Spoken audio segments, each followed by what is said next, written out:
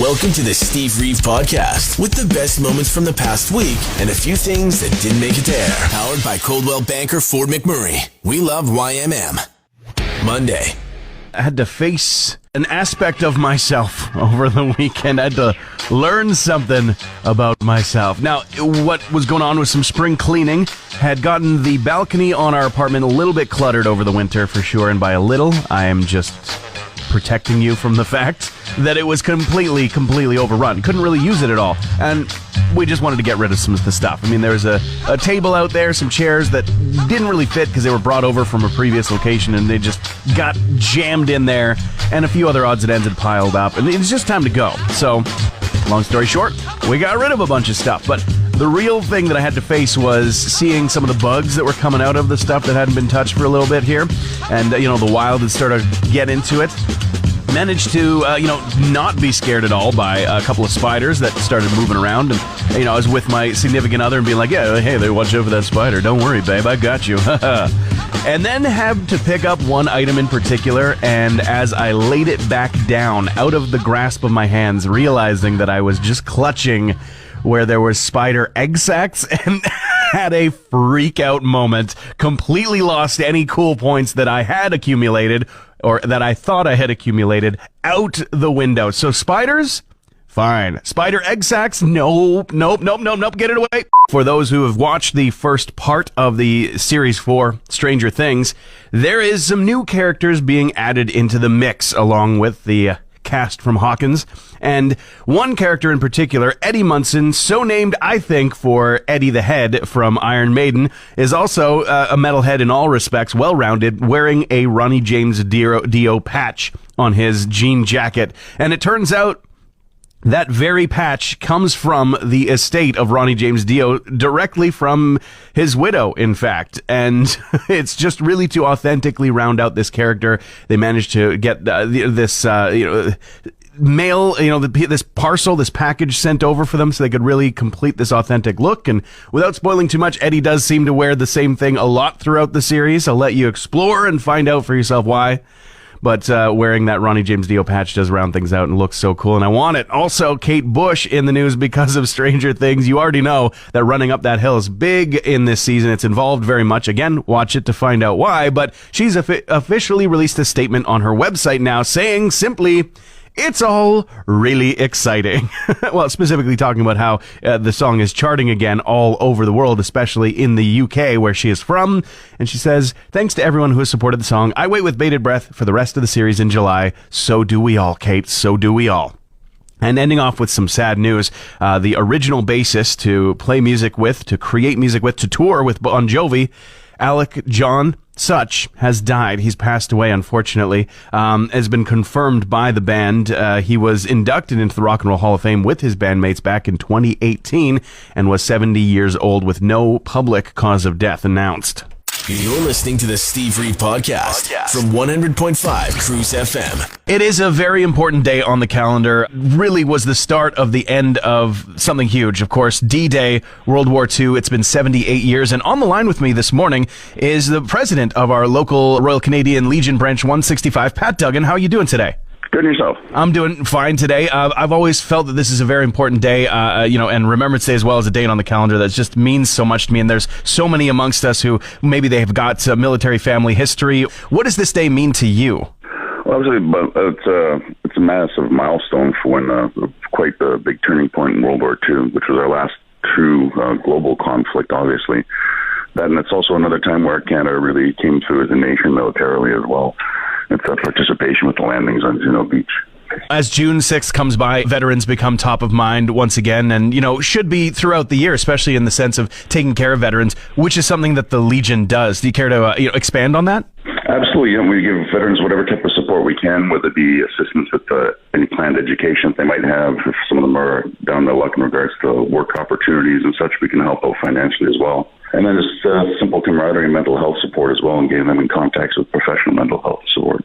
And year-round, of course, an availability that is Absolutely. Just here in the community and can always be accessed and always supported. And, I guess on just a personal note, I'm out of curiosity, Pat, do you have military family history? I mean, did you have anybody who fought in World War II or might have been there on the beaches of Normandy? Actually, yep, both my grandfathers fought in World War II, served in World War II. One served mostly in Canada, and the other one, my other grandfather actually served mostly in Italy with them throughout Europe after the D-Day landings. Incredible. The stories that they must have been able to share, and of course, I mean, maybe some stories they weren't comfortable sharing as well. Yeah. We got to mark this date on the calendar each and every year. The Legion is there 365 every single day of the year, and Pat, you and your team, available, right, if people have need. Absolutely. We're going to be modifying our hours. We're going to be announcing that coming up just for the summertime, so things slow down a fair bit. But for veterans, all they have to do is simply call the branch number, and we'll be able to get someone to reach out to them, either through our service officer or one of our other members of the executive. Fantastic. Well, great to talk to you this morning. You too. Take care. Thanks for the call. Thank you. Tuesday. Let's break down the logic of a moment and time that the internet seems to be just dissecting in every corner right now. If you hadn't seen, in Disneyland Paris, there is this video of a proposal. Everything seems to be going right. Like the framing of the video of it with the magic castle in the background. It's just gorgeous, just gorgeous. They're dressed in their all whites and they look like they've just had a fantastic time. But then as he drops down to one knee to pop the question to make the proposal happen, a cast member wearing his Mickey ears and everything just races by and grabs the ring out of the kneeling man's hands, goes between the couple to let them know, hey, yeah, that's fantastic. Don't do it here.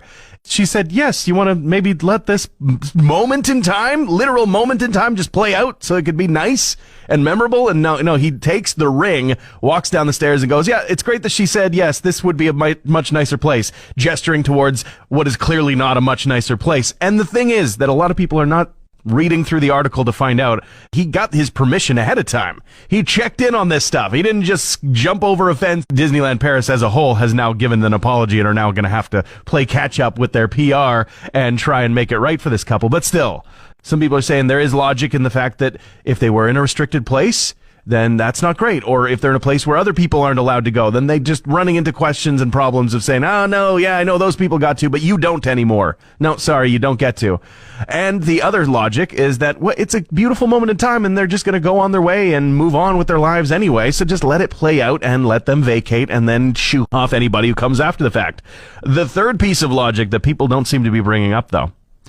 There was a man on his knees holding up a ring saying, will you marry me? And this guy jumped in front of the girl and took the ring. I think that means that they're now engaged and he's got to go through with that. You got to think of the consequences of your actions. Yeah, Oilers elimination last night. Now the hunter becomes the actual hunter and plagues the remaining All-American teams. That's what I'd like to see the mascot do. Just absolutely harass them now as they try to focus on, really, the Eastern Conference Final is still to be decided. 2 more games at least because it is 2-1 as far as games 1 for the Rangers versus the Lightning. Another game tonight, the next on Thursday. Might be decided by then, might go to game 7. We'll see. But we do know that it was over in 4. Only 4 for the Western Conference Finals for the Oilers. And I think that my theory is that, if you weren't watching, you might have still noticed when it went down, but when the scores tied up 4-4, I'm pretty sure that the air in Alberta just stopped moving for a moment as like a butterfly effect of the fact that every single person watching the game suddenly went and then held their breath. Like the hope was alive, even if it was just for the one win, so it wasn't a complete shutout in the series. But nonetheless, Canada is officially out. Canada's bandwagon team, no longer in the series, no longer in the fight. But very soon, before the month is done, we'll have a new champion hoisting Lord Stanley's Cup above their heads. We'll just have to wait and see. Hey, Alexa, play the Steve Reeve podcast. We're just talking about kids being embarrassing. I mean, honestly, I don't think it is even that embarrassing. Some people seem to think so. The Kate Middleton clip of her at the Platinum Jubilee with young Prince Louis, literally shushing her, like holding his hand up to her mouth, being like, don't you tell me what my business is. She can tell you what your business is. She's your mom.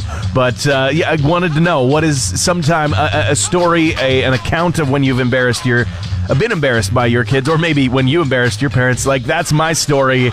Mom got married when I was younger, as maybe like 3 years old, 4 maybe, a real young kid, just learning language, and I'm sure that my parents just loved that fact. But I was put into an outfit for that wedding that I did not appreciate. I did not have the agency to dress myself. They stuffed me into that monkey suit and I was not happy about it, and literally shouted out during the ceremony, "I hate this stupid wedding." I mean, it was met with laughs, and it is a funny story that my mom gleefully tells now, but at the time, that's some rude stuff. That's some rude stuff. I'm upset at younger me. Tim got in touch to say not my child, and very, very clear to state not my child, but my 5-year-old grandson at the Edmonton International Airport standing at luggage carousel with a woman that had severe buck teeth. And the grandson turns to her and says, "Hey, what's wrong with your teeth?" Tim says he could have crawled into a hole. Hey, you know what? If you just crawl up onto that baggage carousel and wait to circle around to the chute, you could probably shimmy your way up there and avoid all the embarrassment. Ringo Starr in the news because he just got a degree, an honorary degree, who he says accepting the likes of which was a strange fairy tale. It's from the Berklee College of Music, and it was earlier this week where he got his honorary doctorate and gave an acceptance speech, and even gave some drumming advice while he did it. The most hilarious drumming advice ever. He says, "It's far out. I don't have a lot to say. The idea that I'm a doctor blows me away." And then to continue on talking about his drumming technique, he says, "You know, I just hit them. That's all I do. I just hit the buggers, and it seems to be I hit them in the right place." Sage advice. Sage advice. Take that to heart and forever keep it with you. Unfortunately, we do have some sad news for our music headlines. Paul Vance has died. Paul Vance, known as a writer of some prolific singles from pop music in days gone by. Songs like Catch a Falling Star, or perhaps better known, Itsy Bitsy Teeny Weeny Yellow Polka Dot Bikini. He was the songwriter behind that and several other songs, unfortunately, passing away at the age of 92. Wednesday. I did see a hot take on the internet that got me fired up, hotter than it is going to be this afternoon for sure. That is that people over 35 shouldn't attend music festivals because they are ruining the vibe without realizing it. I don't appreciate this very much at all. People over 35 shouldn't attend music festivals. They're ruining the vibe without realizing it. What is this, Logan's Run? More like Brogan's Run, probably. You can absolutely miss me with this opinion, especially since we are starving to go and watch some live music right now. I'm gonna have to go dance up the front. I'm a bit old for the front. I'm 31. Good for you, mate. That's what it feels like, I swear. In a story that we honestly probably should have just come out years ago, Apple is adding message editing and message unsending to the iMessage app on iPhones and other Apple devices. So it's unclear whether a history of message edits is going to be kept in the app. You know, like often you see that on social media. You'll be able to click a drop down and see all of the history of any changes that have been made, so you can see what the original message was. But it seems likely that there won't be a time limit on unsending messages. This is something that other organizations have employed, like a 5-minute, a 10-minute to unsend your message or to return your email before it actually gets sent. But as long as it hasn't been seen yet, I think that you don't have a time limit, which is great for drunk texters, right? Drunk texters rejoice. When you can get up at 5 a.m. to pee and drink a metric ton of cold water, you can also see just how stupid you were acting the night before. Isn't that great? You can see how stupid you were acting, but they don't have to, right? They don't have to. That's the beauty here. Thanks for listening to the Steve Reeve Podcast from 100.5 Cruise FM. It's time to dive into some music news headlines. The Who had an awkward interaction on stage. Now, they were in Tampa recently and asking for some suggestions from the audience. What would you like to hear? What's your request? Pete Townsend asked Roger Daltrey what song he wanted to play. A fan yelling out a certain request. Naked Eye was the song. Townsend saying, absolutely not, and actually made fun of the fan in the audience. However, Roger Daltrey just went ahead and said, yeah, we're going to play it. Just shut up. You're going to do this. You're actually going to have to. Yeah, Daltrey just smiling as a stagehand walks out with an acoustic guitar to make it actually happen. pretty hilarious, very awkward. Meanwhile, Todd Rundgren and the King Crimson member Adrian Belew are going to be taking part in a David Bowie tribute tour that actually kicks off throughout North America starting this autumn. Now, they're going to be joined by a few other members of a couple of other bands, including Space Hog, Fishbone, and a few others who are going to pay tribute with a 15-date tour to the late British, not just musician, but late British icon. Brand new information coming from the Foo Fighters as well as the Hawkins family. They're going to be presenting a pair of tribute concerts. This news just came out this morning, and they're going to be spanning the globe. Really spanning two places in the globe. Wembley Stadium in London on September 3rd and the Kia Forum in LA on the 27th. Tickets will be on sale for this June 17th, and it does appear, I've been trying to suss it out, but it does appear that these are going to be only in-person tickets. I don't know about any live streams, or perhaps they won't be live streamed, but then made available after the fact in some form, on demand. We will see. That is not the focus right now, just the announcement that his sad passing on March 25th has been met with tributes from musicians and from fans across the world, and now it is going to be, kind of distilled into a mega event ×2 from the Foo Fighters, as well as with the blessings of the Hawkins family. Very touching, very sad. If you're interested in maybe spending a boatload on not just the tickets, but getting yourself to one of these two locations, it is possible. You might have to fight for those tickets, but it is possible. Again, September 3rd in London, September 27th in LA. Thursday. 83% of people in a recent study saying they would absolutely not tell family if they won a lottery. And that is regardless of the amount of the winnings, just nope, not going to do it. Now, in some places, the winners of lotteries are required to be public knowledge, which is an argument to be made so that it is transparent who is winning and that there is an actual winner, but also to be used for promotional purposes. They can sell more tickets to the next one. I think that's dumb. It can be freely reported on. You cannot hide it from family necessarily. I think that's dumb. And I'm looking at you, Canada, because that is the rule here in Canada, or at least for all provincially based lottery giveaways.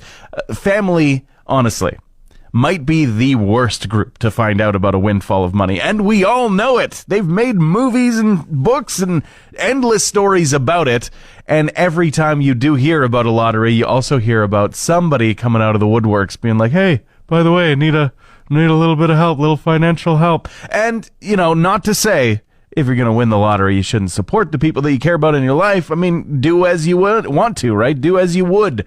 Golden rule style. If you would like somebody in your life to maybe help you out when they win the lottery, then maybe, consider returning the favor. But expectation, not such a good thing, which is why it's dumb. Canada, it's dumb. We shouldn't have to say anything about winning the lottery. Of course, that's coming from a guy that almost never buys a ticket, so I don't know if it's going to be anytime too soon. Interesting new products taking the internet by storm. How many people are actually going to be getting their hands on it? It remains to be seen, but Velveeta cheese. You know it, you love it. The creamy processed deliciousness that goes great on mac and cheese, honestly. Just, it's so good. They're making a nail polish. They're actually releasing a Velveeta cheese colored and scented nail polish. The focus absolutely seems to be on fingernails in the marketing. The photos, the videos, even the comments, people talking about getting their nails did, their manicures. But someone is going to want to slap that on their toenails. Absolutely. The only problem with that I can see is that if the cheese smell doesn't change, you know what I mean? If it's like, hey, here, check it out. I got these Velveeta cheese nail polish on my feet. Here, take a whiff. And you go, it's no different. Still smells gross. Some people, let's admit it, some people already have Velveeta Feta. You're listening to the Steve Reeve Podcast from 100.5 Cruise FM. Tenacious D at the forefront of things, thanks to a medley of songs by The Who, specifically songs that all happen to feature in the Tommy rock opera. And the reason for it? Well, actually, the reason for it is just because they love The Who. They say they've been working on this medley for 20 years, and it's finally ready to be unleashed. Crank it. It's a humdinger. Enjoy. Here's just a taste of it. I ain't seen nothing like him in any amusement hall. That deaf, dumb, and blind kid sure paid me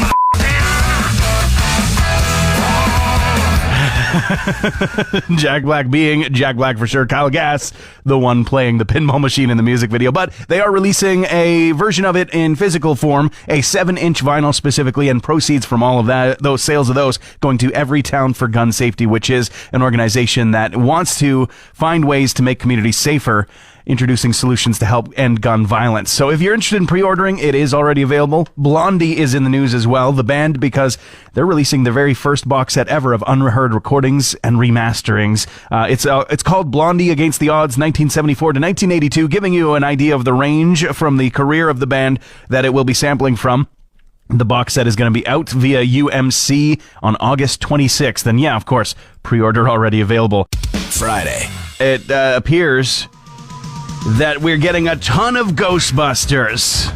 It's getting the Star Wars treatment, really, of late. You know, the Star Wars treatment, like with Disney Plus, how suddenly there's just endless shows coming out, more movies being planned, more cartoons in the works. Same deal for the Ghostbusters. Let me do the rundown.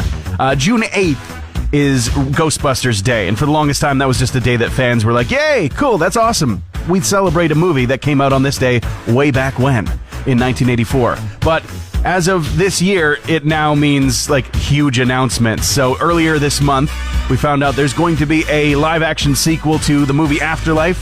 It's called Firehouse, so something tells me it's not going to be filmed out in the backyard of Alberta again, or at least not entirely, which is a bit of a bummer, because that was just super fun. But there's also going to be an animated Netflix show. There's going to be a feature-length animated movie that's going to be coming out. There's a video game that was announced that's in the near future, and there's even going to be a VR training simulator in VR event spaces across the globe.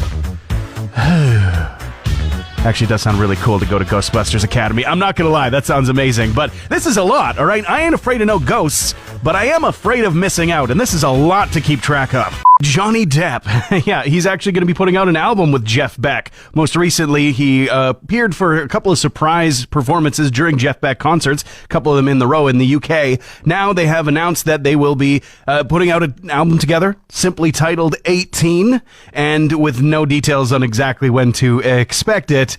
No pre-order just yet. We're not there. We're not at that level, though pre-orders are usually the first thing to come with big announcements like this. Stay tuned for more. Meanwhile, the Grammys have announced there's going to be some new awards for 2023, including one for Songwriter of the Year. There's going to be a special merit award given for Best Song for Social Change, as well as a few other shifts in the categories as well. And that, of course, not going to be in effect anytime soon. It'll be a ways away before we actually see that put into effect. And Guns N' Roses have covered AC/DC's Back in Black for the very first time ever.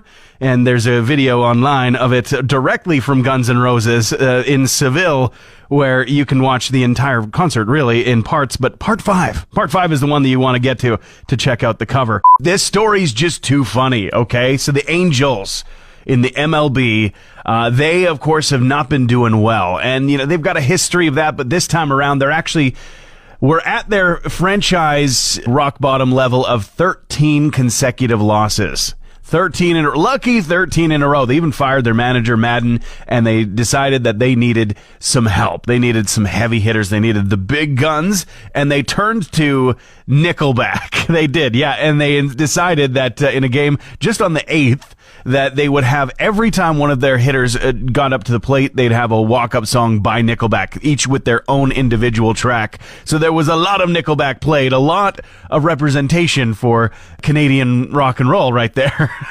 Did it help them? No, it in fact did not. They were shut out 1-0, so not by a huge margin, but that did make their 13 turn into a 14, beating their record of worst consecutive loss streak of franchise history again. So, it's not great. In other words, you could say that the Angels turned to Nickelback as their saviors, but were so very forsaken. Transmission over. Want more Steve? New podcast episodes happen every Friday, or just tune into the Steve Reeve Show. Weekday mornings starting at 5:30 a.m. on 100.5 Cruise FM.